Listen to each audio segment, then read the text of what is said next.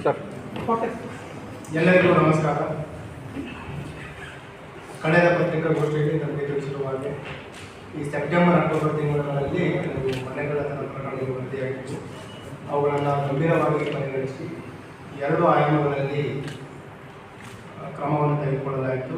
ಒಂದು, ಏನು ಪ್ರಕರಣಗಳು ವರದಿಯಾಗಿದೆ ಅವುಗಳ ಪತ್ತೆ ಮಾಡಲಿಕ್ಕೆ ವಿಶೇಷ ತಂಡಗಳನ್ನು ನಿಯೋಜನೆ ಮಾಡಲಾಗಿತ್ತು. ಮತ್ತು 2ನೇ ದಿನದಂದರೆ ಅವುಗಳನ್ನು ತಡೆಗಟ್ಟಲಿಕ್ಕೆ ಏನು ನಮ್ಮದು ಡೇ ಮತ್ತು ನೈಟ್ ಪೆಟ್ರೋಲಿಂಗ್ ಇದೆ ಅದನ್ನು ಬಲಪಡಿಸಲಾಗಿತ್ತು.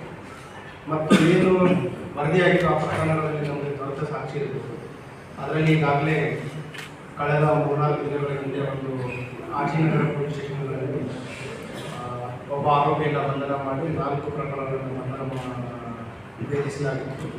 ಅದರಲ್ಲಿ ಒಟ್ಟು 5 ಲಕ್ಷ ಬೆಲೆ ಬಾಳುವ ಚಿನ್ನಾಭರಣಗಳನ್ನು ವಶಪಡಿಸಿಕೊಳ್ಳಲಾಗಿತ್ತು. ಅದನ್ನು ನಮಗೆ ಪತ್ರಿಕಾ ವರದಿ ಮುಖಾಂತರ ತಮಗೆ ಮಾಹಿತಿಯನ್ನು ನೀಡಲಾಗಿದೆ. ಅದೇ ರೀತಿ ಈಗ ಇನ್ನೊಂದು ಆರೋಪಿಯನ್ನು ಅಥವಾ ಹ್ಯಾಬಿಚುವಲ್ ಮನೆಗಳ ಆರೋಪಿಯನ್ನು ಬಂಧಿಸುವಲ್ಲಿ ಅಶೋಕನಗರ ಪೊಲೀಸ್ ಇನ್ಸ್ಪೆಕ್ಟರ್ ಮತ್ತು ಅವರ ಟೀಮ್ ACP ಸೌತ್ ಅವರ ಮಾರ್ಗದರ್ಶನದಲ್ಲಿ ಯಶಸ್ವಿಯಾಗಿದ್ದಾರೆ. ಇವನ ಬಂಧನದಿಂದ ಒಟ್ಟು 3 ಹಗಲು ಮನೆಗಳತನ ಪ್ರಕರಣಗಳು ಪತ್ತೆಯಾಗಿದ್ದಾರೆ. ಇವನ ಬಂಧನದಿಂದ ಒಟ್ಟು 8.5 ಲಕ್ಷದಷ್ಟು ಬೆಲೆ ಬಾಳುವ ಚಿನ್ನಾಭರಣ ಇರ್ಬೋದು, ಬೆಳ್ಳಿ ಇರಬಹುದು ಮತ್ತು ಕ್ಯಾಶ್ ಅಷ್ಟು ರಿಕವರಿ ಆಗಿದೆ.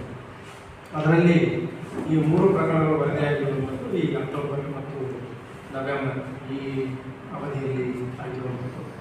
ಇದರಲ್ಲಿ ಈ ಪತ್ರಿಕಾಗೋಷ್ಠಿ ಮುಖಾಂತರ ಸಾರ್ವಜನಿಕರಿಗೆ ಇಲ್ಲಿ ವಿನಂತಿ ಮಾಡಿಕೊಳ್ಳೋದ್ರಿಂದ ಒಂದು ವೇಳೆ ಏನಾದರೂ ಇಂಥ ಘಟನೆಗಳು ಆದರೆ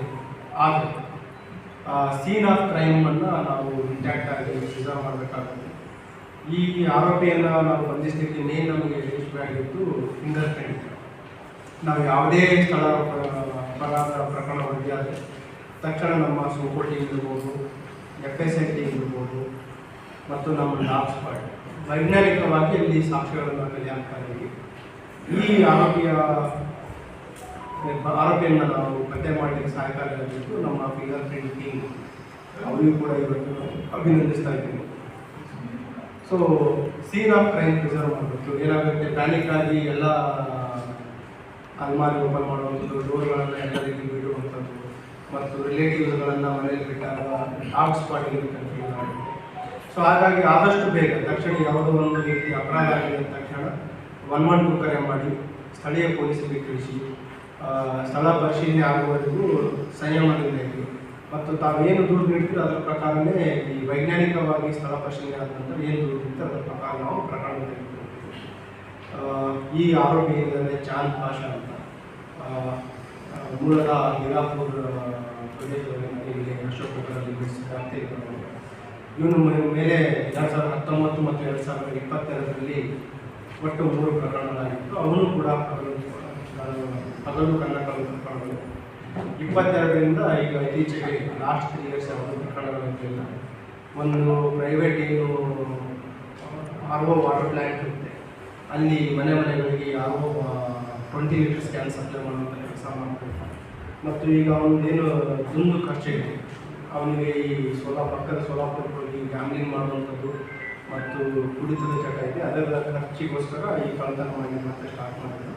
ನಮಗೆ ಏನು ಫಿಂಗರ್ ಪ್ರಿಂಟ್ಸ್ ಇದೆ ಅದರ ಮೇಲೆ ಅವನನ್ನು ಬಂಧಿಸಲಿಕ್ಕೆ ಯಶಸ್ವಿಯಾಗಿದ್ದಾರೆ.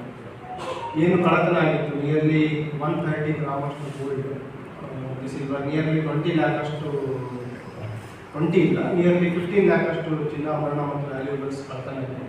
ಅದರಲ್ಲಿ 8.5 ಲಕ್ಷದಷ್ಟು ಇಂಟ್ಯಾಕ್ಟ್ ಪ್ರಾಪರ್ಟಿ ವಶಪಡಿಸಿಕೊಳ್ಳಲು ಯಶಸ್ವಿಯಾಗಿದ್ದಾರೆ. ಹಾಗಾಗಿ ನಾನು ACP ಸೌತ್ ಇನ್ಸ್ಪೆಕ್ಟರ್ ಅಶೋಕ್ ಮತ್ತು ಅವರ ಎಂಟೈರ್ ತಂಡಕ್ಕೆ ಅಭಿನಂದನೆ ಸಲ್ಲಿಸುತ್ತೇನೆ. ಅದರ ಜೊತೆಗೆ ನಮ್ಮ ಫಿಂಗರ್ ಪ್ರಿಂಟ್ ಟೀಮ್ ಅವರಿಗೂ ಕೂಡ